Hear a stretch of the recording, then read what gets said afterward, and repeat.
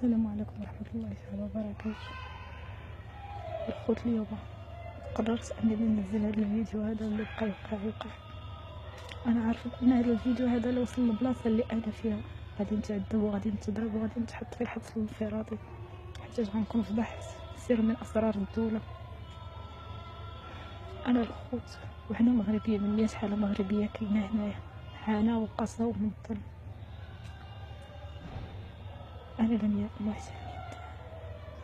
تعرفت على واحد السيد على موقع من مواقع الانترنت، اتفقت انا وياه على الخدمه انني نجي نخدم هنايا، وكنت مضطره انني نجي حيتاش ما كاينش اللي غيصرف ليا لبنتي، وما كاينش اللي غيهز ليا بنتي، وما كاينش اللي غيعقل علينا الظرف ديال الخبز. ما عنديش حتى براكه اللي تستردي انا وياه. جيت باش نخدم هنايا باش نقدر نهز بنتي، نقدر نقريها، نقدر نلبسها، نقدر نوكلها بحالي بحال كاع الناس. جيت البلاد هادي ضمن تعرض لي ما عمري شفتو في حياتي. تشكيت قلت لي يا حبيبي ديال الحبس غير هكاك، ما عرفتش علاش. ما خليتش الباب اللي دقيت فيه، ما خليتش البلاصه اللي مشيت ليها، حتى السفاره ديال القنصليه المغربيه لجده هنايا باحث السعودي.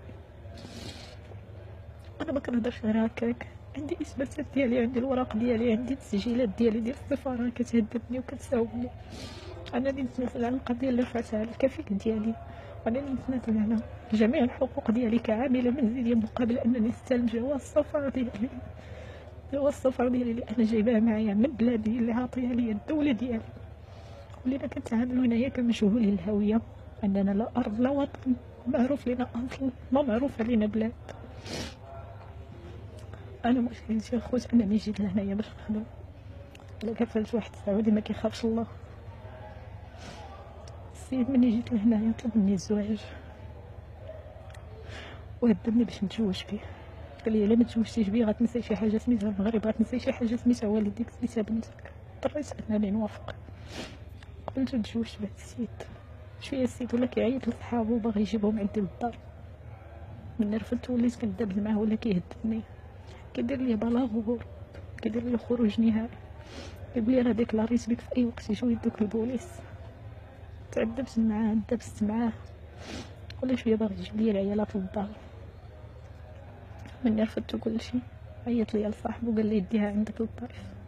مشيت جلست مع صاحبو ومراتو وولادو 4 ايام، شويه رجع عندي عاوتاني للطايف وهبطني لجدة. تقاتلنا دابزنا، سبني عايرني هاني ما خلى ما دار ليا.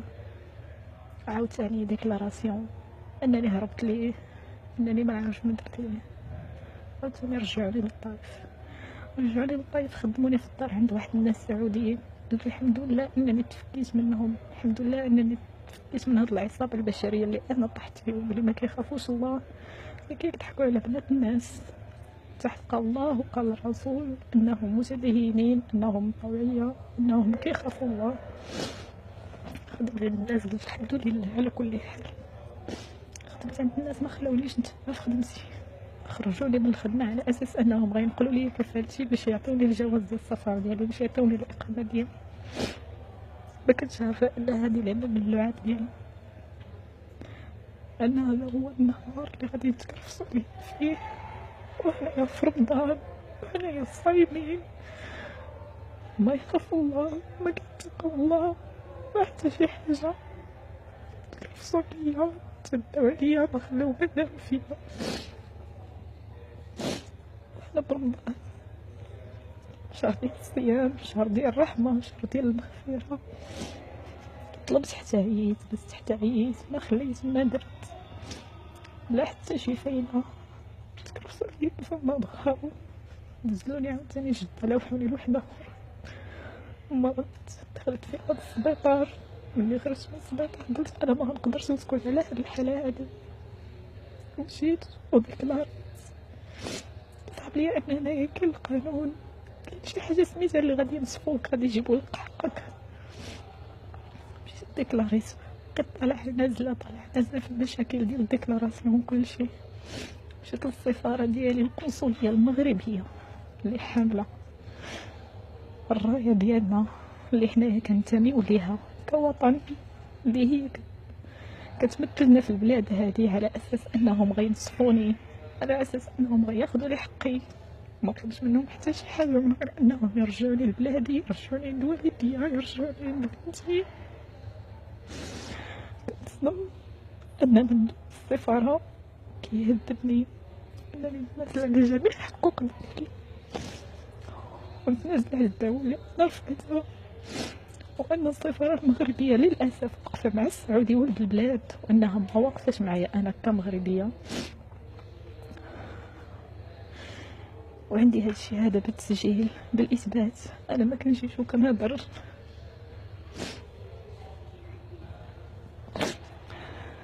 تحولات المشكله لهيئه الادعاء والتحقيق العام باش يتحققوا معايا وكل شيء. من يحقوا معايا وكل شيء اضطروا انهم يعيطوا للسفاره ديالي، حيتاش ما عنديش محرم في هاد البلاد هادي. بس كانت صدمه قويه بالنسبه ليا اني كنتصدم انهم من يعيطوا النائب القنصل ديال السفاره المغربيه. كنتصدم انه كيقول السفاره غير مسؤوله على داك المغربيه، وان حنايا المملكه المغربيه ما موفراش لينا السكن باش نوفروا ليها السكن، وما موفراش لينا محامي باش يترافع عليها ولا باش يتابع الموضوع ديالها. انا بغيت نعرف حاجه وحده، بلادنا كمملكه ما عندهاش الامكانيات انها توفر لنا السكن، ما عندهاش الامكانيات انها تسفرنا لبلادنا، ما عندهاش الامكانيات انها توفر لنا محامي اللي ينصفنا، اللي يتابع القضايا ديالنا، اللي يشوف المشاكل ديالنا. ما يمكنش. وبكل بساطه كيقول لي البنت راه ما عندهاش فين غنحطوها، غادي تدخل الحبس. كيقول لي عادي نروحوها في الحبس بحالها بحال غيرها. علاش ندخل الحبس وانا ما درت حتى شي حاجه؟ انا ديكلاريا وحده مغتصبه، وحده مكرفسه عليها، وحده شافت الدل، وحده ضربات، وحده تعيرات، وحده تهانت. نمشي نديكلاري نهضر على حقي باش نسافر، دخلت حالتي للحبس عام وشهرين دوزتها من حياتي على والو. ظلم، لا حتى شي حق، لا حتى شي قانون. تحرمت فيها من ضهرنا، تحرمت فيها من ضهري، تحرمت فيها بزاف ديال الحوايج. ربنا ندوزو في الحبس مدلولين مضروبين مهانين، غير مرضنا كندخل نمشيو للسبيطار ما كاينش اللي يدينا. مني اصريت انني نتبع القضيه ديالتي وما نتنازلش على الحق ديالي. تحولت للمستشفى ديال الامراض العقليه على اساس انني مريضه عقليا، على اساس انني مسطيه، او باي طريقه تلغوا لي انني مختله عقليا. مشيت جلسوني مع الحمى 15 يوم، لو كيصفوا لي الدواء ديال النفسيه باش نبقى نشرب ونعس، ما نهضرش، ما ندوي لا حتى شي حاجه، نضل ناخذ الدواء من الادويه اللي كيعطيوني.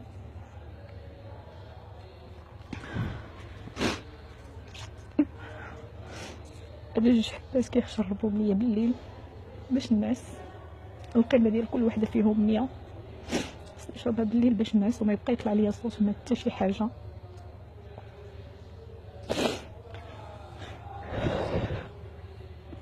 تحولات القضيه المحكمه عام وزياده، وانا طالعه في المحكمه هابطه، طالعه في المحكمه هابطه.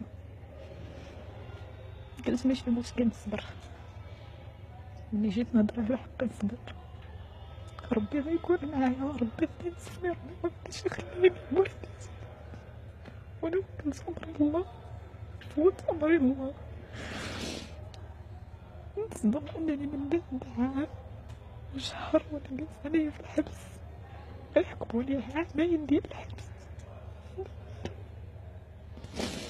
عامين ديال الحبس هكاك، عامين ديال الحبس حيتاش ديكلاريت، عامين ديال الحبس حيتاش تشكيت، عامين ديال الحبس حيتاش هدرت على حقي، حيتاش موتش نسكت، وما غاديش نسكت على حقي واخا نعرف نموت. وانا عارفه كيتسناني، عارفه العذاب اللي غادي نوصل ليه من هاد الفيديو هذا، ما غاديش نسكت على حقي واخا نعرف نرجع للمغرب وانا ميتة. حسن لي وهو لي 100 مرة من هاد العذاب اللي انا كنعيش في هاد البلاصة هادي، حيتاش فعلا انا عييت.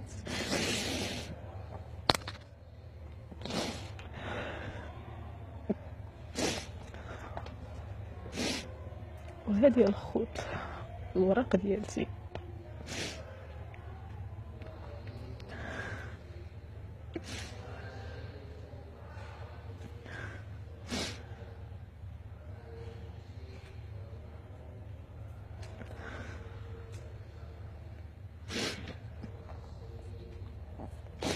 انا ماشي ما عنديش مشكل، ولا قلت والله وقدرني انا مازال غنخلي والدي ينزلوا الادله، ينزلوا التسجيلات الصوتيه اللي عندي ديال التهديد من الكفيل ديالي، من صحاب الكفيل ديالي، نزلوا التسجيل الصوتي ديال السفاره وهي كتهددني وهي كتساوبني على الباسبور ديالي، على جواز السفر ديالي اللي هو عاطينو ليا من المغرب، من بلادي، من السلطات ديالنا. نزل كاع الاثباتات اللي عندي، كاع الورق اللي عندي، ما تسويتش لي حقي. انني كنقول يا ربي النهار اللي نكون غادي نموت وانتي بين يديا. هذه امنيتي الوحيده في الدنيا. علاش حنا العذاب اللي حنايا عايشين فيه ما يمكنلناش نسكتو عليه؟ تعذبنا وتكرفسنا وتهنا ولينا قلالات الاصل، ولينا ما عندناش العائلات، ولينا بنات الحرام، ولينا بزاف ديال الحوايج تهانينا وتبهدلنا لأبعد درجة، لأبعد الحدود. أنا حالة من 100 حالة هنايا مغربية.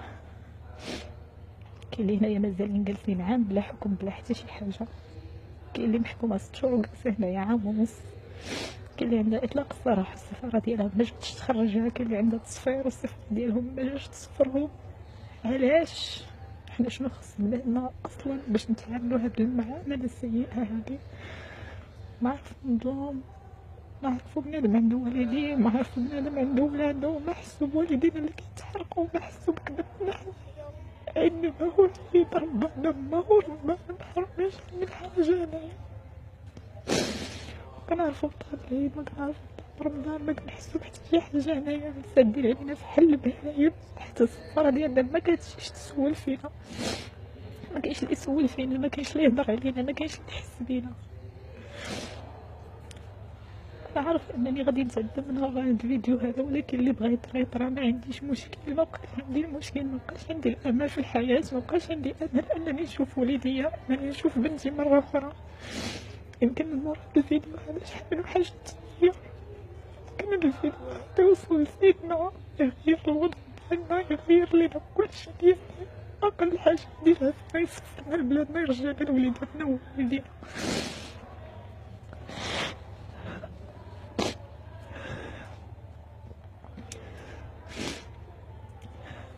سيدنا الله يرحم لك الوالدين، احنا تبهدلنا، حنا صافي عيينا، تقهرنا بصحتنا، تقهرنا والدينا، تقهروا وما كيقدروش يهضروا، خايفين من الشهق، خايفين من الفضيحه ديال العائله، وخايفين بشحال من حاجه. نلقى لينا حل، لقى حل، لقى لينا حل. رحنا عينا بزاف، عينا بزاف. سمحوا لي الخوت، بغيت عليكم بزاف.